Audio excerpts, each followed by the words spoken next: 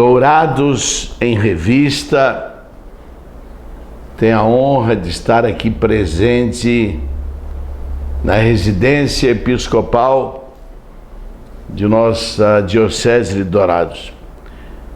O motivo que nos levou a fazer essa entrevista é porque eu tenho certeza que ela vai servir de documento histórico para as coisas da religiosidade católica de Dourados. Sei que daqui a um bom tempo alguém vai estar passando, mostrando essa entrevista para aqueles que não tiveram a felicidade e a aventura de conhecer Dom Redovino Rizardo. É interessante porque eu o conheci num momento que não era nem legal. Eu fui lá reclamar de um padre e de repente eu ouvi do coração desse homem o que é realmente a dificuldade de ser bom e ao mesmo tempo disciplinador num ambiente onde realmente as coisas têm outro ângulo de vista.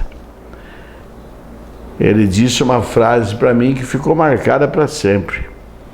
Professor Benê, antes eu orava muito para que Deus mandasse mais operários para a nossa messe. Mas hoje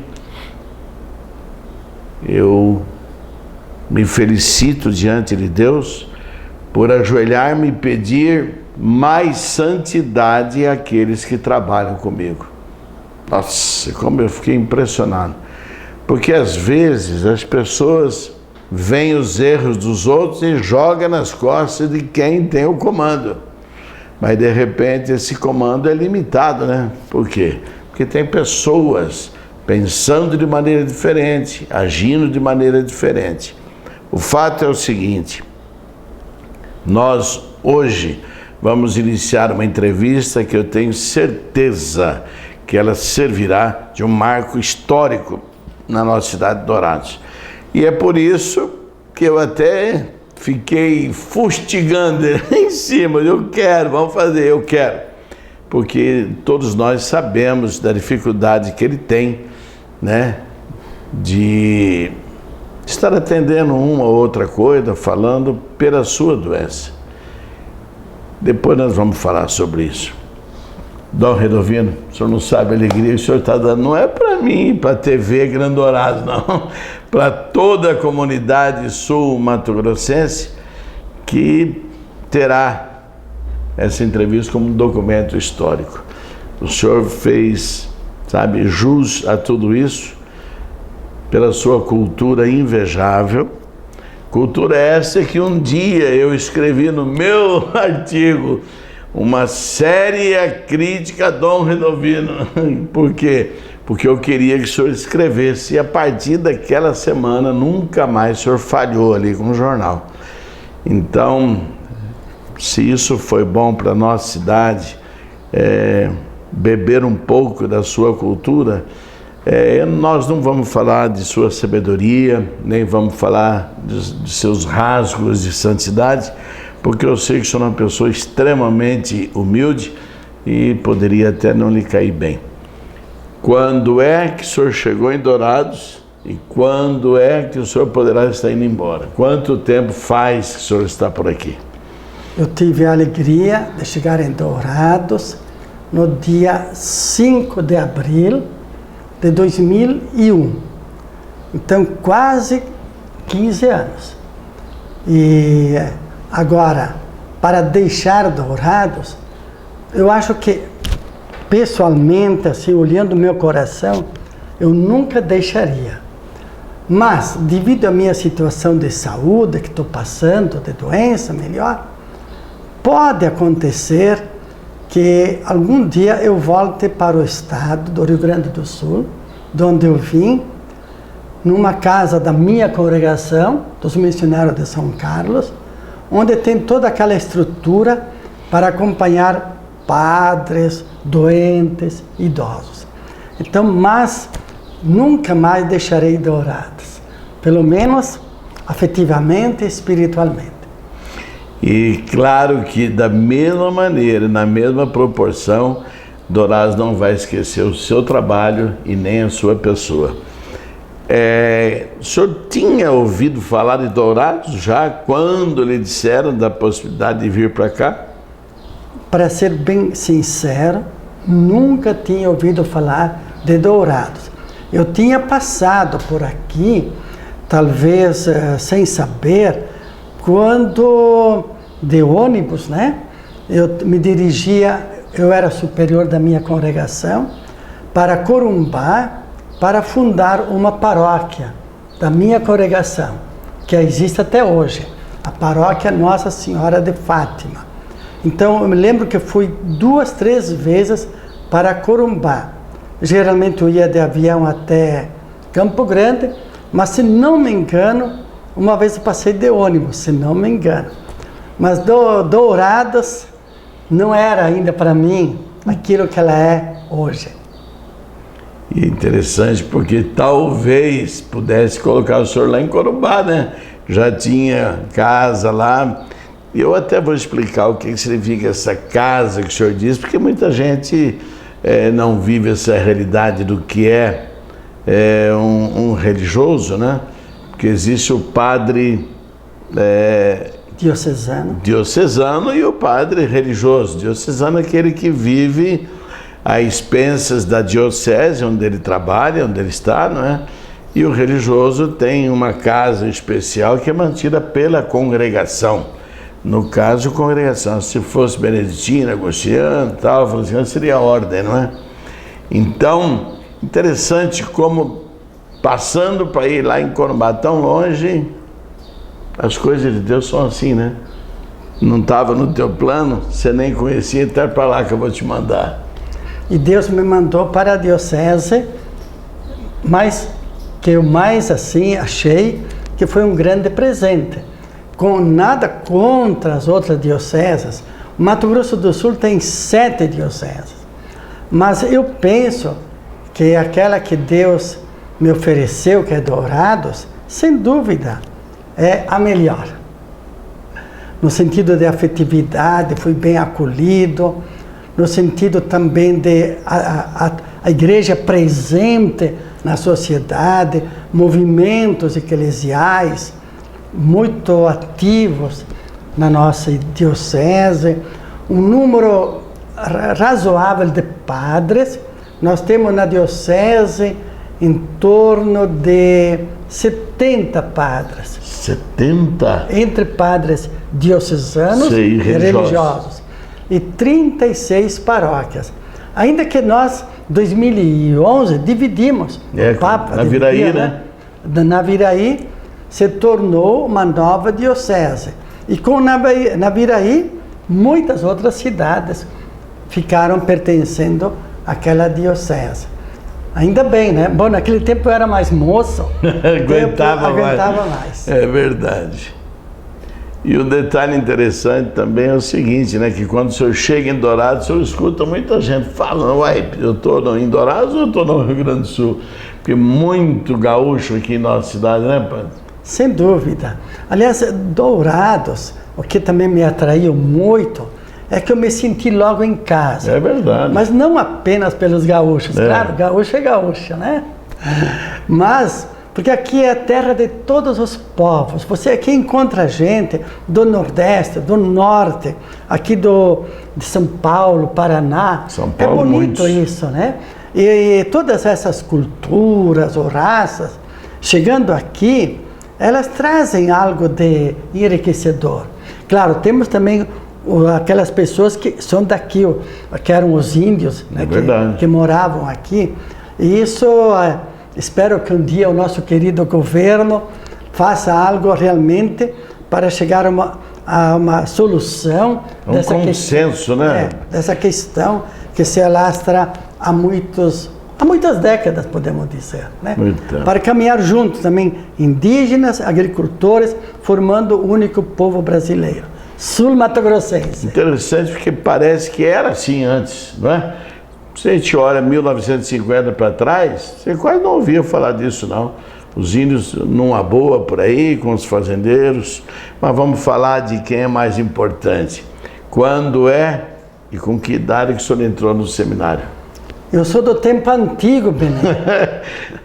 No tempo em que muitos que um dia se tornaram padres ou então desistiram antes de chegar ao sacerdócio, eles faziam quase todo o estudo no seminário. É verdade. Então eu entrei faltavam 2 meses para 11 anos. Então praticamente toda a minha formação intelectual aconteceu no seminário. Foi lá no Rio Grande do Sul, em Guaporé, de lá fui para Passo Fundo, e de Passo Fundo eu concluí meus estudos de filosofia e teologia em São Paulo, né? Então eu tive várias etapas, e essas etapas também para mim foram muito importantes. É verdade, eram outros tempos, era uma formação mais rígida. Totalmente, né? É. De batina. Isso. Mas que hoje, agora, que tudo já passou, a gente vê que Deus, com um fio de ouro, né, vai hoje remendando aquilo que foi errado e vai consertando o que houve de erro. E a gente vê que tudo é graça, como dizia Santa Teresinha. Também essas coisas que naquele tempo, a severidade desses formadores europeus, ou alemães ou italianos. Eu né? soube bem o que é isso. Espanhóis ainda. Nossa, foi difícil. Então eu me ordenei padre em 1967. Terminei o estudo em São Paulo, de modo que no ano que vem eu completo, se Deus quiser, 50 anos de ordenação sacerdotal. Que maravilha, que maravilha. Teve alguém na sua vida, infância ou família, de quem o senhor se influenciou para dizer, olha, eu quero ser padre, eu gosto daquele jeito, daquele camarada ser. É interessante porque teve crianças que entraram no seminário porque gostavam da batina, né, que o padre usava. Até isso aconteceu. Na Sim. sua família tem alguém que é Havia um padre primo de meus pais, lá numa cidade chamada Carlos Barbosa. Mas eu posso dizer que os motivos que me levaram para o seminário, nenhum deles era válido. Naquela época, né? Foi somente quando eu comecei, aí pelos 18 anos, 1957, que eu comecei a pensar, o que eu estou fazendo aqui? Vou para frente, vou ser padre mesmo, ou me retiro? Então, eu penso que a verdadeira vocação, eu comecei a corresponder a este apelo de Deus, né, espero, né? Aí, pelos 18 anos, quando eu já estava, naquele tempo a gente dizia o ginásio. Verdade. Terminando o ginásio, entrava para fazer o noviciado, depois filosofia. Então, aí foi fortalecendo esta minha caminhada, né? Que me trouxe sempre alegrias, nunca me arrependi de ter sido padre. Claro, houve dificuldades, inúmeras, imensas, mas a graça de Deus, como diz São Paulo, ela foi maior do que a nossa fraqueza, do que as dificuldades. Aquele título do artigo dessa semana, né, que foi ontem, Minha graça te basta, Paulo. Ela é muito forte demais, mas eu acho que tem uma que é mais forte ainda do que essa, Dom Redovino. Em tudo dai graças a Deus. Como é difícil a gente aceitar essa expressão, não? E eu tinha acabado de passar por aquela experiência de um drogado que me arrebentou em casa. Aí eu falei, escuta, mas até nisso eu tenho que dar graças. Está escrito, né, Benê? Está escrito, mas eu vou te contar, não é fácil não. Então tem umas coisas que na verdade Deus acho que antecipa a bênção para a gente poder aceitar determinadas coisas. Mesmo que você aceite só do ponto de vista religioso, espiritual, e do outro lado ainda fica a coisa ali meio atrapalhada, né? E eu lhe disse um dia desses que eu me chateava por imaginar e saber dos anos todos né, mais de 45 anos de vida sacerdotal, somente dedicada a Deus, e de repente acontecia aquelas coisas que nós conversamos. Falei assim, uma, outra e agora essa doença. E aí o Senhor disse para mim uma coisa, olha, é nas grandes tempestades que a gente conhece os marujos, e Deus faz isso para nos conhecer. Mas é difícil, não é, dona Devira? Bem, sem dúvida, quando você lembrou aquela frase de São Paulo, em tudo dai graças, é diferente quando você está bem, é jovem, tem saúde, tem um bom emprego. Aí todo mundo é fácil dizer, vamos dar graças a Deus. Né? Agora, realmente, encontrar pessoas como a gente encontra, que passam sérias dificuldades, muito maiores do que as minhas, e apesar disso, ficam de pé, firmes, dando graças a Deus, realmente eu me convenço que o número de pessoas de Deus, vamos dizer, entre aspas, santas, também é grande. Porque geralmente quando a gente vê a televisão, o Jornal Nacional, a gente vê mais o lado negativo da humanidade. A violência, a corrupção, tudo isso. Mas, ao lado dessas situações, há milhões de pessoas que pensam diferente e agem diferente. Então, em tudo das graças, realmente, nem para mim sempre é fácil. É fácil quando está tudo bem. É verdade. Dourados em Revista, nós vamos dar um tempinho, mas você fica bem grudadinha na sua poltrona, no sofá, onde for, porque nós vamos falar de coisas importantes que aconteceram na Diocese de Dourados, a partir do momento que Dom Redovino assume aqui o episcopado. Vamos e voltamos já já.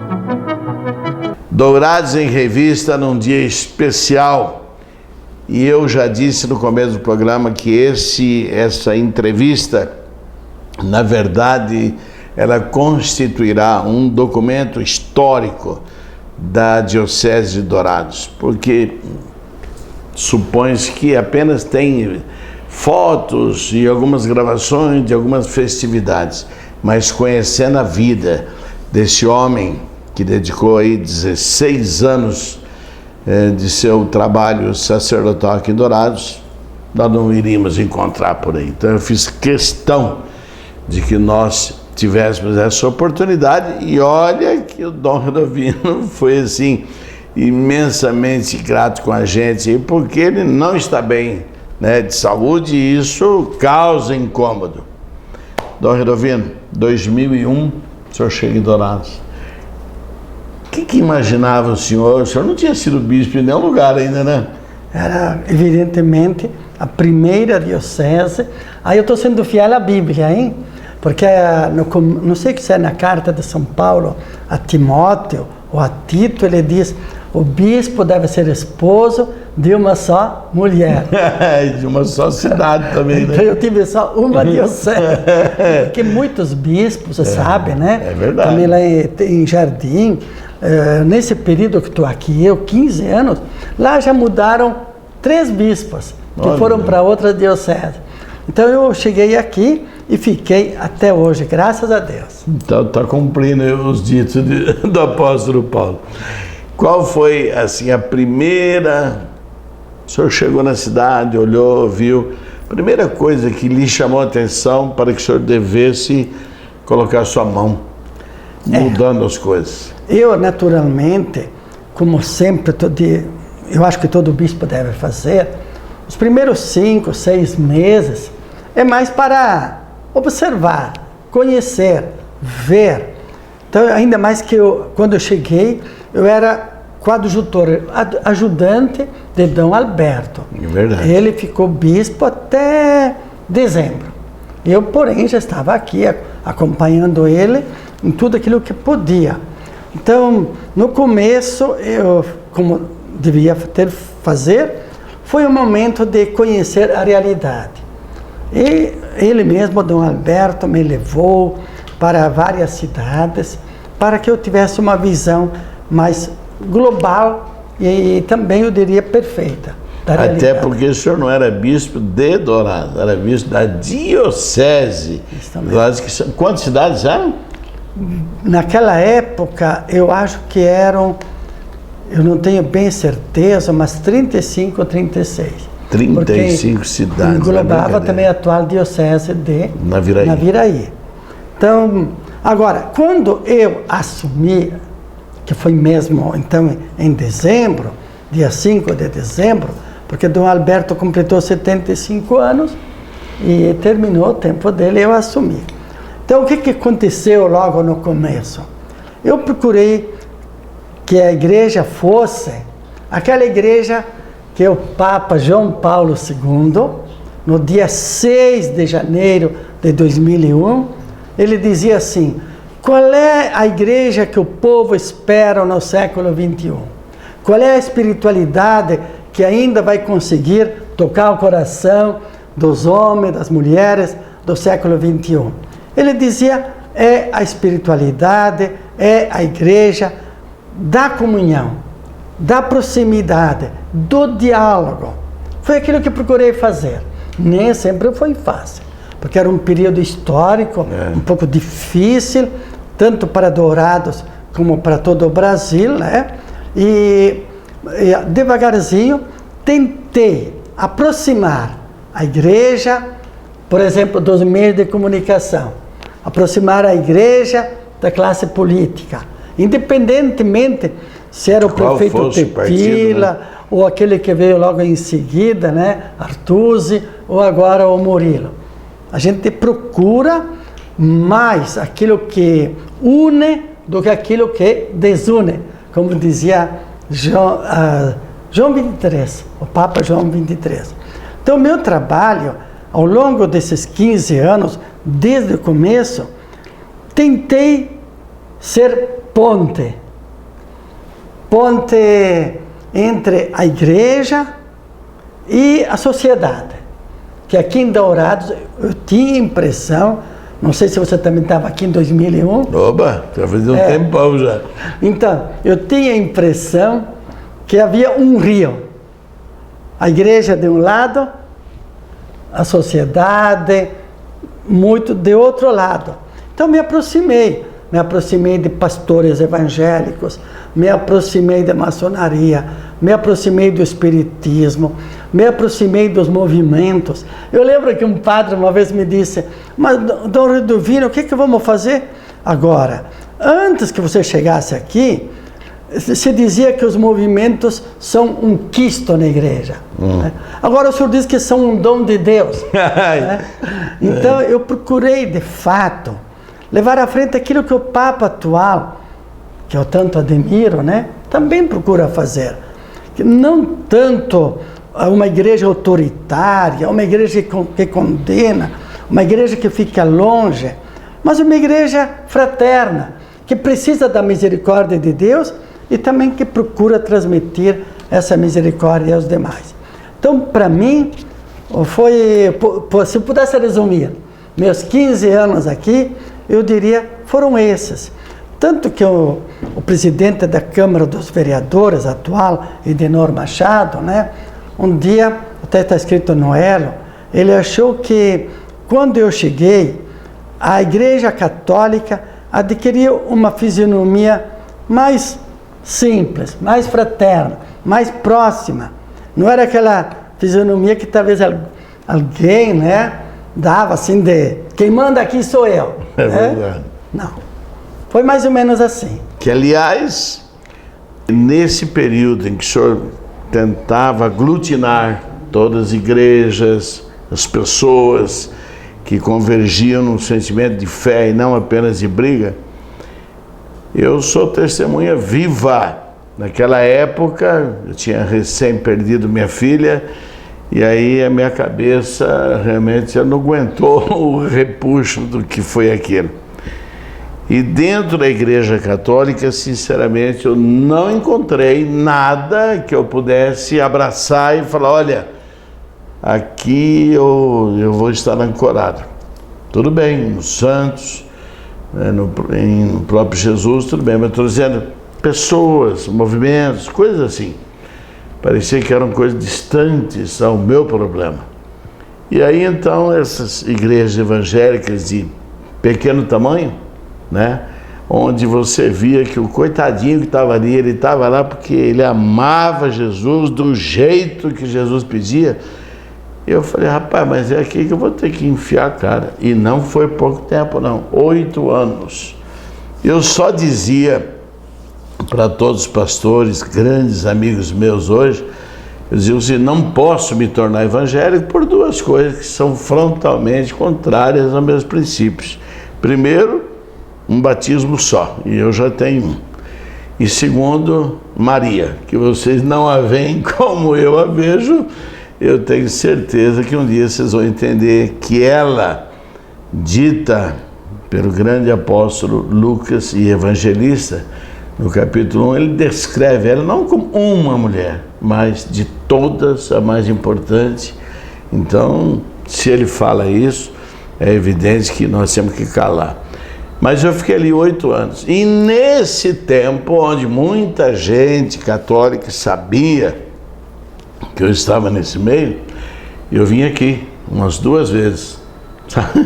Dona Davina, eu não aguento mais. O senhor podia dizer para mim, vai lá com os pastores teus, vai lá com quem, entendeu? E teve vezes eu fazia o senhor dormir aqui na poltrona, de tanto que eu falava que eu tinha que desabafar um monte. Então, que isto sirva hoje de um documento histórico desse seu serviço ecumênico, que fez com que eu me grudasse mais ainda nessa igreja que tem gente tão importante como você. Sem dúvida. Estamos no século XXI e é uma pena que às vezes, né, ainda hoje, em nome, digamos, de Deus, será mesmo em nome de Deus, a gente mata, persegue. É inadmissível, né? É inadmissível. Então eu acho que não se deve assim tomar o nome de Deus em vão, como está acontecendo hoje. Se fosse na Idade Média, ainda vá. Naquele tempo brigavam por religião. Mas hoje, a religião tem aquele papel de respeitar as pessoas, valorizá-las e, ao mesmo tempo, uni-las, né? Aquilo que, para mim, é importante. Eu acho que, dentro desse prisma, alguém lá em cima, que é de uma inteligência supina, né? Falou, eu sei o que está precisando naquele mundo lá. Papa Francisco. Pronto. Sabe, é interessante como esse homem, ele está conseguindo atrair, né, chefes, líderes de outras religiões. Aliás, se eu não me engano, veio no Fantástico, sábado ou domingo, passou aí na televisão, pessoal que acho que é da igreja ortodoxa, né, que esteve lá com ele. Pelo menos pela vestimenta me parecia da igreja ortodoxa. E o que a gente percebe é uma coisa só, que o Evangelho, ele diz, todos são não adianta. E o Deus, ele é uno para todos. Não venha de um jeito, venha de outro. E eu não sei quem é que inventa a moda. Até porque há muitas passagens no próprio Evangelho que isso fica clarividente. Aquele momento em que os discípulos chegam para Jesus e falam, mestre, tem um pessoal ali curando, estão lá fazendo um monte de coisa em teu nome. Você não quer que vamos lá e acabar com ele? É devagar com a dor. Quem não está contra nós, entendeu? O fato de nós sermos pessoas com diferentes intenções religiosas não pode fazer com que um tenha que matar o outro, que esse povo aí do Estado Islâmico. Mas eu tenho a impressão de que eles estão fazendo tanto que daqui a pouco vão acolher sobre todos eles uma indignação geral. Eu queria dizer aqui para o senhor, hoje, vendo a televisão, eu vi uma cena que de vez em quando machuca a gente. Uma senhora já com uma certa idade, chorando, ao ser entrevistada, porque o filho dela levou uma bala perdida numa briga entre polícia e traficante, em Campo Grande, isso, não é longe não. E essa senhora chorava, e eu fiquei pensando, falei, caramba, hein, rapaz. Aí ela contando, o meu filho, isso é bem simples, o meu filho, ele chegou para mim e falou, mãezinha, eu vou buscar a Pamela, que é a minha namorada, que eu quero que ela passe o Natal com a gente. Ela falou, tá bom, filho. Foi e nunca mais voltou, ela falou. Aí ela diz o seguinte, se já estava ruim para mim ouvir aquilo, ela diz o seguinte, e no dia que enterrou esse menino, fazia 3 meses que o outro tinha morrido num acidente. E eu fiquei sabendo dentro da igreja, porque eu estava na igreja. Aquilo me machucou de novo. Mas caramba, se as pessoas tivessem um buraco qualquer, tudo bem, mas ela estava numa igreja. Por isso que de vez em quando, não é fácil não. E aí é a hora que entra isso, em tudo dá graça, porque senão não ia acontecer uma coisa como essa. E eu fiquei pensando, imediatamente, como eu estava já para vir aqui, já liguei sua história, liguei um pouco da minha, e falei, é isso aí, ó, coitadinha, certo? Agora sozinha, não tem filho, mais nada, está lá lembrando dos 2 filhos que ela teve. É duro isso, né, dona Redovina? Sem dúvida, né? Como dizíamos logo no começo, em tudo dá graças, é fácil quando a gente... Tá com a barriga cheia. Isso, né? Nesse sentido agora, de como você lembrou este exemplo, ou também a doença que estou vivendo, não é que devemos também dizer tudo é fruto da vontade de Deus, porque a maior parte dos crimes que acontecem não aconteceriam se as pessoas fossem mais religiosas, vivessem mais o Evangelho. E é claro, Deus respeita a nossa liberdade, né? É como lá na França. A França se orgulha de ser o país da liberdade. Mas só que a liberdade sozinha, sem a fraternidade e sem a igualdade, a Revolução Francesa dizia liberdade, igualdade, fraternidade. Só a liberdade leva a isso que estamos vendo na humanidade hoje. Violência, corrupção, quem pode mais chora menos. Então, se nós fôssemos fiéis à Revolução Francesa, também a França fosse fiel, talvez alguns problemas não existiriam. Então, penso nesse sentido, né? Liberdade, igualdade, trabalhar pela justiça social, ao mesmo tempo a fraternidade. Aí o mundo seria bem melhor, bem diferente. Bem melhor para a gente viver também, né? Dourados em Revista, extremamente contente com essa entrevista com o Dom Redovino, porque está se despedindo da gente, né?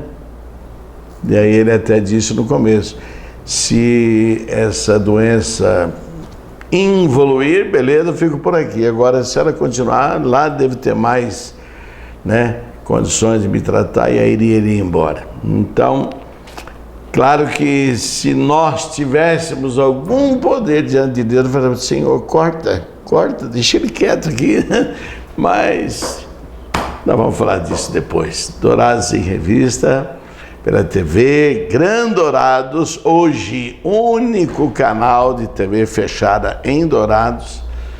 Vamos e voltamos já já.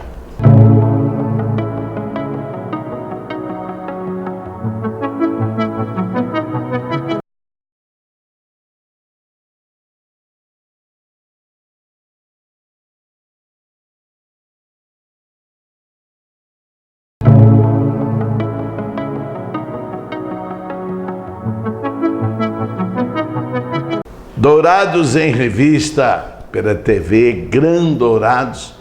Estamos fazendo aqui hoje um momento histórico para a nossa cidade. É um documento que vai ficar para toda a história da paróquia de nossa cidade para saber. Quem sabe o próprio bispo, Dom Henrique, né? Daí ele vê isso e fala, esse pessoal aqui gosta de cuidar dos que são bons. Dom Redovino, eu até quero fazer menção, porque sabe que tem gente que critica tudo, né? Tudo. Se você fala pouco, critica. Se você fala muito, critica.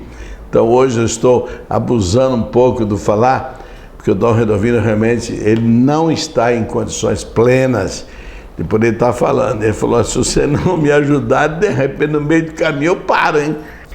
Então estou aqui feliz da vida. O senhor veio para Dourados.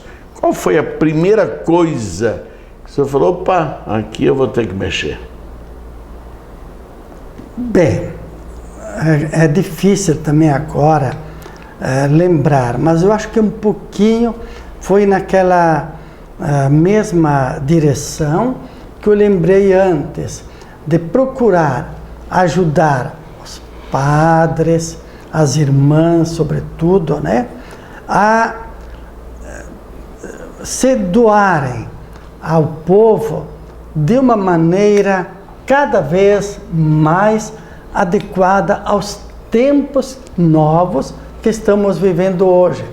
Então, insistindo não apenas na espiritualidade, mas também na formação humana dos futuros padres, formação psicológica, e também ajudando os padres, as irmãs, a não se inserirem em determinados partidos políticos verdade, que separariam, né, do povo, mas que ajudassem todos nós a entender que a igreja é solidária, a igreja é samaritana, como a gente diz, voltada para os outros, não porque somos de determinado partido político, mas somos porque é o Evangelho que nos pede, de quem ama a Deus, ame também seu irmão, né? É verdade. Sobretudo que, aliás, é muito né, mais fácil amar a Deus do que o próximo, né?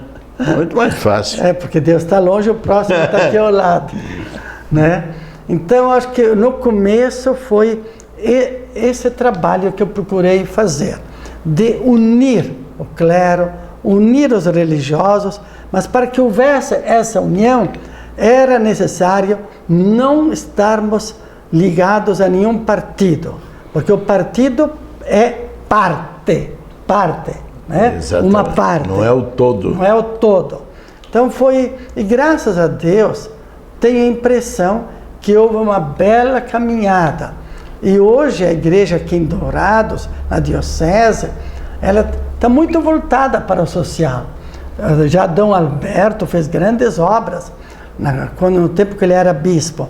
E voltada para o social, porque os movimentos, as pessoas entendem que uma igreja que fica enclausurada só dentro dos muros e lá fora não atua, penso que não é aquela que Jesus quer. E nem o Papa Francisco quer, né? Deixou bem claro. Dom Redovino, falando em formação de sacerdotes, como é que anda, hein? Porque na sua época, na minha já não era fácil encontrar alguém que queria ser. Na sua já era bem mais fácil. Mas hoje em dia é muito difícil você encontrar um garoto que ele vai, né, se abster de ter um casamento, etc. e tal, para seguir a linha sacerdotal. Como é que está a igreja hoje? Como é que está a paróquia, a diocese hoje, nesse campo? Claro, poderia estar melhor. Poderia ter mais vocacionados. Se nós tivéssemos um trabalho mais aprofundado em todas, nós temos 36 paróquias na diocese. 36 paróquias. Poderia ter um padre, por exemplo, de cada uma, já estava bom. Então nós, eu diria, poderíamos estar melhor, mas também não nos queixamos. Nós temos aqui em Dourados um pré-seminário, que nós chamamos propedêutico, onde que aqueles que demonstram querer iniciar essa caminhada, passam 1 ano, 2 anos, para ver se vale mesmo a pena iniciar. Aí aqueles que decidem para o sim, vão para Campo Grande. Aí fazem aquela faculdade de filosofia na UCDB. e em seguida mais 4 anos de teologia. Então, quantos nós temos nesse momento? Nós temos a média em tudo, né? Uns 20 candidatos. Só 20 em tudo, desde o propedêutico até a teologia? Isso mesmo. Porém, veja... É muito pouco. Na teologia, nós temos 5. Quando está na teologia, raramente a pessoa desiste, né? Sai. Então, para nós, claro, se fosse um pouco mais, era melhor. Porém, a nossa diocese tem ajuda daquilo que nós chamávamos antes o clero religioso. Aliás, a maioria são religiosos. Só os padres palutinos têm 6 paróquias. Os franciscanos têm 3. Então, até que nós temos conosco... Verbo Divino tem também, né? Temos, eles têm 2 paróquias. Nossa Aparecida e lá embaixo, o Padre Pio. Aí em Amambai também? Também. O Padre Pio é uma comunidade da paróquia Nossa Senhora Aparecida, né? Deixa eu aproveitar a oportunidade e perguntar. Nós temos, por exemplo, uma igreja, uma capela, um santuário. Quando é que uma igreja se torna um santuário? Que nem é o caso do Padre Pio hoje. Bem, o santuário seria uma igreja, né? Onde o povo se sente mais atraído por algo especial. Por exemplo, pela santidade do Padre Pio. Ou lá em Vicentina, pela santidade de Santa Teresinha. Certo. Ou lá na Vila São Pedro, por Nossa Senhora Aparecida. Então, na diocese, nós temos 3 santuários diocesanos, que é Nossa Senhora Aparecida, Padre Pio e Santa Teresinha. Quem faz o santuário, o decreto, é o bispo diocesano.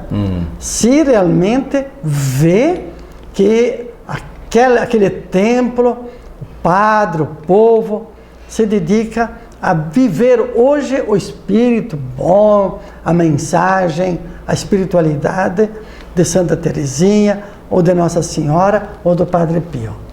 Então, nós temos 3 santuários. Na verdade, eu tinha dificuldade para diferenciar o que era um santuário. O senhor acha que, à medida que o tempo vai avançando, o progresso vai instigando as pessoas ao consumismo, o senhor acha que nós vamos ter cada vez mais dificuldade para nós sermos padres? Bem, depende de cada ambiente. Há poucos dias eu assisti na Canção Nova a ordenação de 8, né? 8. Diáconos, não permanentes, diáconos transitórios, que vão ser padres agora em maio, junho. Então, 8, só na Canção Nova. Se você vai lá nos arautos do Evangelho, eles também têm a média 8, 9 por ano. Então, há ainda muitas vocações. O Rio de Janeiro tem vocações. Só que são vocações adultas. Não é como quando eu fui para o seminário. Geralmente são universitários, que estão sendo acompanhados em casa, que depois decidem abraçar esta vocação. Parece até, só para comentar, parece até que vai ser uma vocação mais construída, né? Porque eu, por exemplo, fui com 12 anos para 12 anos para lá, o que você pode imaginar da vida? Nada. Mas em todo caso, até os 21 que eu fiquei, já dá para a gente imaginar como é, como não é. Só que nos tempos nossos, era salutar para uma família ter um menino, né, estudando para padre. Para uma cidade era uma coisa assim até bonita. Hoje em dia já não é assim desse jeito, né? Não, tem toda a razão, mudou muito, né? Porque as famílias também eram mais numerosas. Porque naquela época, cada filho a mais que nascia era um trabalhador, já que os pais trabalhavam na lavoura, né? É isso mesmo. Então o filho era visto também como uma necessidade. E ao mesmo tempo, famílias católicas tinham este desejo de ter um filho sacerdote ou uma filha religiosa, né? Mas queria dizer que, voltando ao assunto vocações, lá no Rio de Janeiro, a visita do Papa durante a Jornada Mundial despertou em muitos jovens a vocação sacerdotal. Que maravilha. Então eu diria... No Rio de Janeiro, né? Que é a panaceia das coisas contrárias a uma vida sacerdotal. Claro que comparando com toda essa multidão que é o Rio de Janeiro, nem sei quantos milhões de habitantes, que é 10 padres a mais cada ano. Mas o fermento também, ele é pouco, mas ele veda uma massa grande. É verdade. É verdade. Agora, eu sei que uma coisa que o senhor não gosta de falar é política, e não vou perguntar, vou mencionar.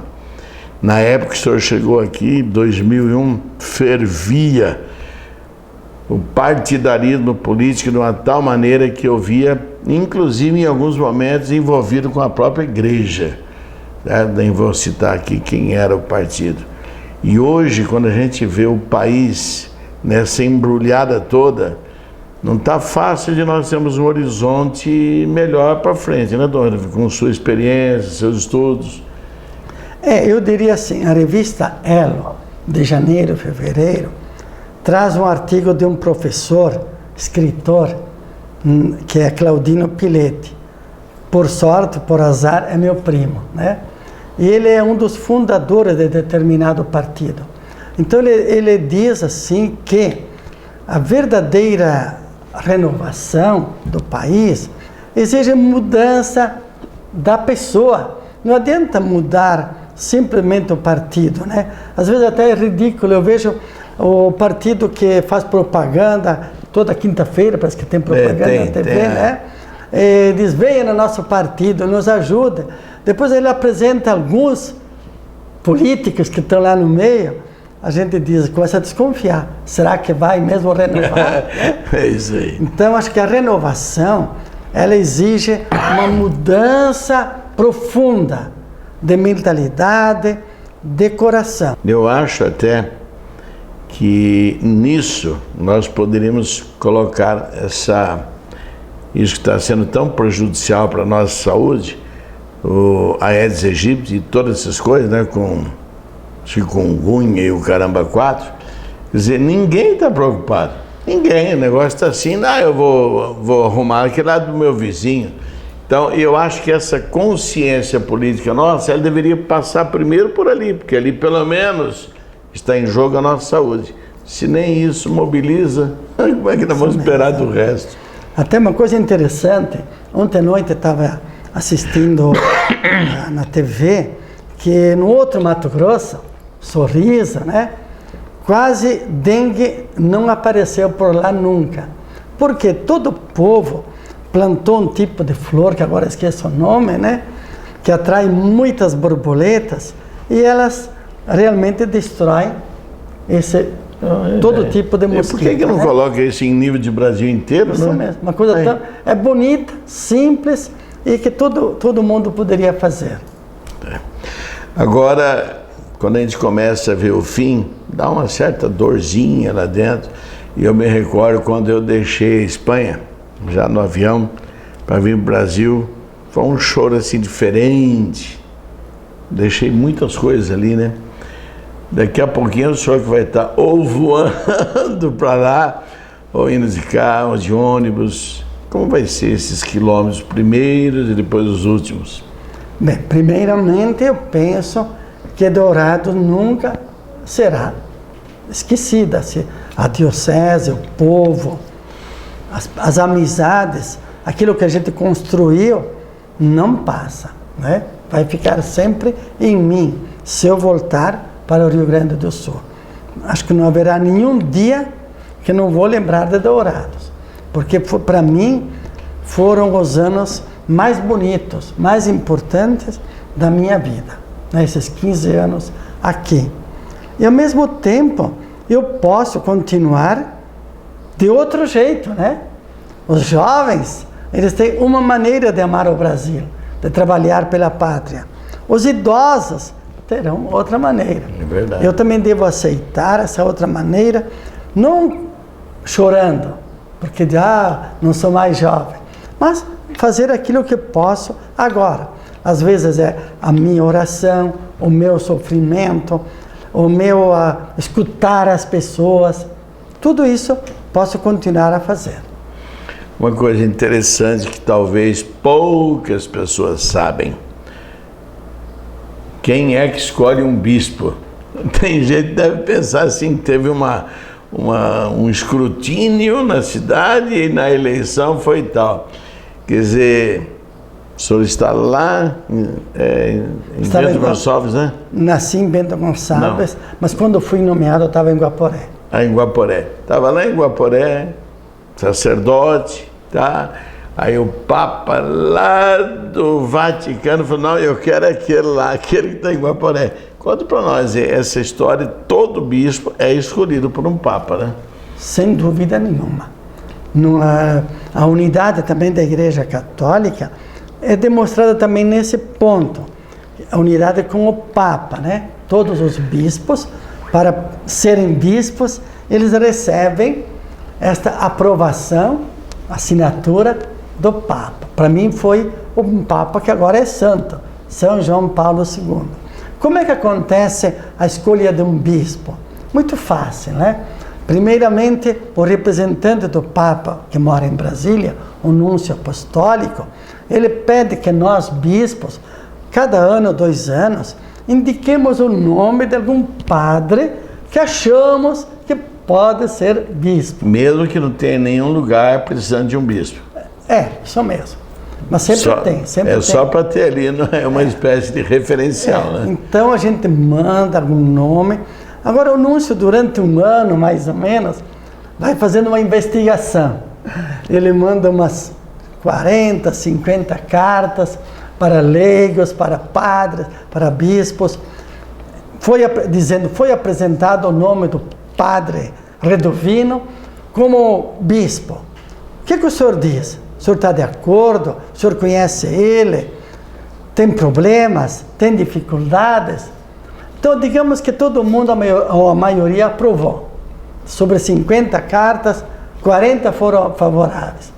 Então, ele manda o nome desse candidato para Roma.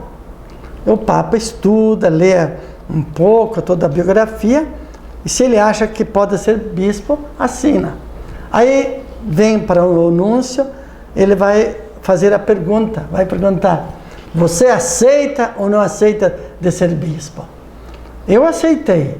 Agora, tem 10% dos padres que não aceitam. Não aceitam? Não, porque preferem um contato mais direto com o povo. Porque o bispo, o contato do bispo com o povo é através dos padres em geral, né? Eles é que estão 24 horas por dia, digamos, com o povo. Então, se ele aceita, ele diz, tá bom, então você vai ser bispo lá em Dourados. Então eu recebi esse telefonema, não foi do Papa, foi do núncio, né? Dia 16 de dezembro do ano 2000. Havia alguma possibilidade que isso acontecesse? Bem, nos últimos meses existe o segredo. O segredo é só quando né, uma pessoa única. Eu já comecei a ouvir. Pronto. Né?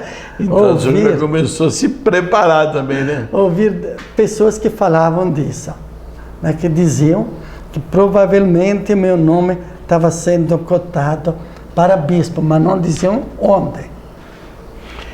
Bem, eu estou assim, maravilhado, tenho certeza que nossos concidadãos douradenses devem agradecer sim a Dom Redovino por esse momento que ele nos deu, envolvendo mesmo sua saúde e tudo mais, e mostrar um pouco do que foi a vida dele no entorno da Diocese de Dourados. O senhor pode ter certeza de uma coisa, independente da nossa amizade, que ela é gigante há tempos, independente disso, Dourados vai sentir muito sua falta e, ao mesmo tempo, eu tenho certeza que o Dom Henrique, chegando aí, se ele quiser fazer uma coisa assim de bom cunho, ele vai tomar referências do que aconteceu com o seu episcopado. Nós, douradenses, podemos dizer com toda certeza, fomos agraciados por Deus quando Ele pensou no seu nome para trazer aqui para nós. Quantos de nós independente de estar na diocese, digo, vinculado à Igreja Católica ou não, mas quantos de nós nos sentimos assim, lisonjeados, satisfeitos e realizados de poder contar com os seus ensinamentos, com a sua amizade e com suas bênçãos. Muito obrigado. Nós que dizemos, todos dizemos muito obrigado ao Senhor, obrigado aos seus pais, né, que deram oportunidade para que o Senhor existisse, e muito obrigado ao nosso maravilhoso Deus, que inspirou as pessoas naquele momento da consulta, né, para levar ao Núncio e depois ao Papa o seu nome. Muito obrigado. Dourados em Revista, cumprindo um papel que a nossa TV Grande Dourados tem, de ser importante naquilo que há de importante na cidade, ficamos assim lisonjeados, satisfeitos com o resultado dessa entrevista. Isso que era, não é porque eu tenha feito, não, é porque ela surgiu do jeito que nós queríamos. Obrigado a todos vocês que dão oportunidade para que pessoas em nossa cidade estabeleçam modos vivendi de uma tal maneira que a gente possa se orgulhar de haver participado. A todos, nosso muito obrigado.